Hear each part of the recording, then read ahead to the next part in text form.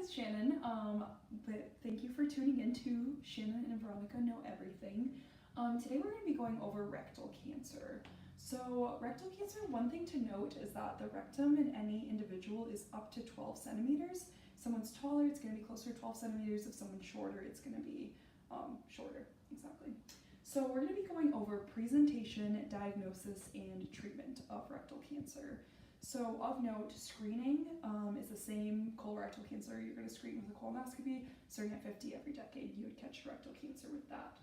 Going into presentation, so presentation, you would have rectal bleeding, change in your bowel habits, and a permanent sense of fullness. So that's a good one to really think, kind of a keyword, the permanent sense of fullness, or like pelvic heaviness is really indicative of rectal cancer. And then diagnosis, we have a couple things. So the digital rectal exam is one. So as a provider, especially PCP, if anyone had any vague symptoms like this, GI, definitely go in and do the digital rectal exam. Of note, you're also going to want to do a pap on females and a prostate on males. The reason for this, we believe, is just to rule out anything else in that symptomology. And then the other thing, you're going to do a colonoscopy, so do a scope. And then for staging, it's an endoscopic ultrasound.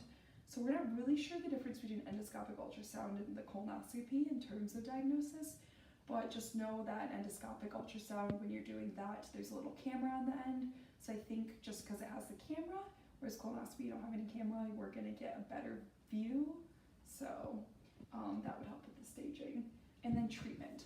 So the treatment for rectal cancer is very unique in comparison to all the cancers we've learned, in that you have neoadjuvant treatment, surgery, and then adjuvant treatment. So neoadjuvant means before the surgery, and then adjuvant is after surgery treatment.